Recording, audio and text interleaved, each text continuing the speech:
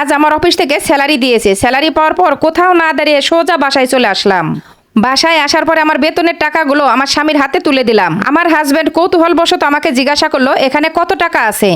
আমি বললাম, তুমি গুনেই দেখো না। টাকাগুলো গুনে দেখার পর একটু রাগান্বিত হয়ে আমাকে বলল, তোমার এখানে 40,000 টাকা কেন? তুমি তো বেতন পাও 60,000 টাকা। আমি তখন বললাম, হ্যাঁ 20,000 টাকা আমার কাছে রয়েছে। 10,000 টাকা আমার হাত খরচের জন্য আর 10,000 টাকা আমার মা বাবার জন্য রেখেছি। তখন আমার হাজব্যান্ড একটু বিরক্তি সুরে বলল, বিয়ের পর কোনো মা বাবা থাকে না, আর বিয়ের পর মা বাবা পর হয়ে যায়। এ কথাটা শোনার পর আমার মা বাবার জন্য যে 10,000 টাকা রেখেছিলাম ওটা আমার স্বামীর হাতে তুলে দিলাম। তখন আবার আমার হাজব্যান্ড আমাকে বলল, তোমার হাত খরচের জন্য আবার টাকা লাগবে কেন? সব খরচ তো আমিই দেই। তোমার কসমেটিক যা লাগে তাও আমি দেই, তোমার যাতায়াত ভাড়া লাগে সেটাও আমি দেই, তাহলে তোমার আবার টাকা লাগবে কেন? এই কথাটা শোনার পর আমার কাছে যে হাত খরচের 10,000 টাকা রেখেছিলাম সেটাও আমার হাজব্যান্ডের হাতে তুলে দিলাম। পরের দিন সকালে আমার স্বামীর পকেট থেকে 200 টাকা গাড়ি ভাড়া নিয়ে আমি বেরিয়ে গেলাম। আর যাওয়ার আগে আমার এই মাসে কি কি লাগবে সেই লিস্টটা স্বামীর হাতে ধরিয়ে দিয়ে গেলাম। আমি আমার যাতায়াত খরচ থেকে টাকা বাঁচিয়ে রাখতাম, সেখানে বর্তমানে ভালোই টাকা জমছিল। তো চিন্তা করেছিলাম যে এই টাকাটা দিয়ে আমি 2টা শাড়ি কিনবো। তো যে কথা সেই কাজ, আমি অফিস থেকে বের হয়ে মার্কেটে চলে গেলাম এবং একই রকমের 2টা শাড়ি কিনে নিয়ে আসলাম। আমি বাসায় এসে আমার শাশুড়ির রুমে গেলাম। আমার শাশুড়ি আমাকে দেখে বলে, কি ব্যাপার, একই রকম একই ডিজাইনের 2টা শাড়ি কেন? তখন আমি বললাম, মা আমি একই রকম দুজনের জন্য 2টা শাড়ি কিনেছি, একটা হচ্ছে আপনার জন্য আর একটা হচ্ছে আমার মার জন্য। তখন আমার শাশুড়ি বলে উঠলো, কি ব্যাপার, বিয়ের পরে এত মা করতেছো কেন? বিয়ের পরে এত মা বাবা থাকে না। তুমি যদি এত বাপের বাড়ি করো তাহলে তোমার সংসারে অশান্তি নেমে আসবে। এই কথাটা মনে রাখো। শাশুড়ি মার মুখে এই কথাটা শোনার পর আমার বুকটা মোচড় দিয়ে উঠলো। তখন আমি চিন্তা করলাম, আসলেও কি বিয়ের পরে মা বাবা পর হয়ে যায়? তাদের মন চাইলেও কি মা বাবাকে কিচ্ছু দিতে পারবে না? যাই হোক, এসব ভাবতে ভাবতে আমি আমার রুমে চলে আসলাম। বেশ কয়েকদিন পার হয়ে গেল।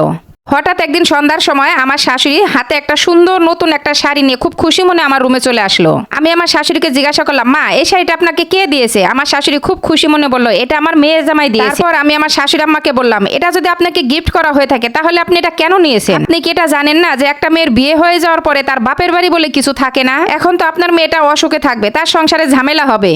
এই কথাটা শোনার পর আমার শাশুড়ি মুখটা বাঁকিয়ে আমার রুম থেকে চলে গেল। আমাকে তখন কি বা বলবে, আমাকে তো বলার তখন কিছু নেই। পরের দিন সকালে আমরা সবাই একসাথে টেবিলে বসে নাস্তা করছিলাম। নাস্তা করার টাইমে হুট করে দেখি আমার বাবা চলে আসছে।